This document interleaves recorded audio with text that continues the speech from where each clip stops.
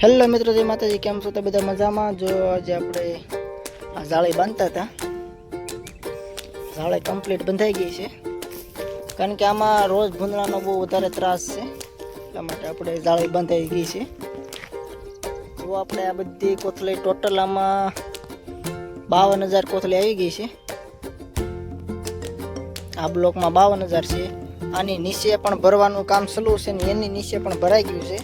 ચાલો આપણે ત્રણ બ્લોક જોઈએ આ વિડીયોની અંદર.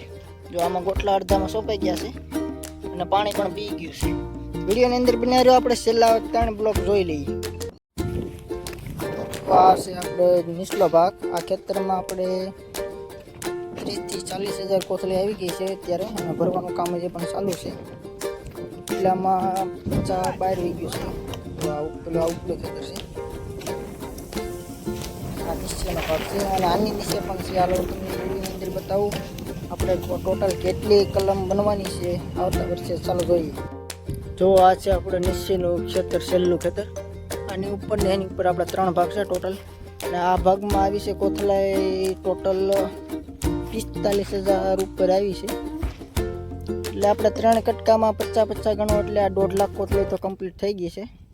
અને જે આપણે 2 ફાર્મ તો બાકી છે ગણવાના, ત્યાં પણ આપણે જો આમાં આ ખેતરમાં ગોટલા કમ્પ્લીટ સોંપાઈ ગયા છે, તૈયાર થઈ ગયું છે. જો આમાં ઘણી જગ્યાએ ઉગવા પણ લાગી ગયા છે. જો ઉગી ગયા છે. જો આમાં આગળ પણ ઘણા ઉગી ગયા છે. તો આપણી પાસે ટોટલ અત્યારે કેટલા 3, 4, 5, 7 બ્લોક છે. 7 બ્લોકની અંદર આપણે 40-50 આપણે આ વાડીમાં ટોટલ 1.5 લાખ કોથળી છે. આજે આપણી પાસે 3 ફાર્મ છે. ચાલો આપણે 3 ફાર્મની કોથળી આગલા વિડીયોની અંદર બતાવું છું તમને.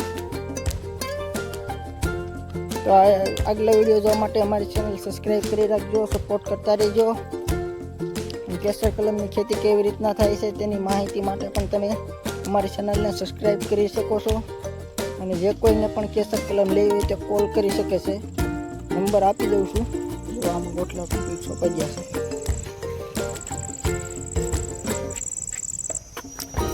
જો આ ઉગી ગયા છે.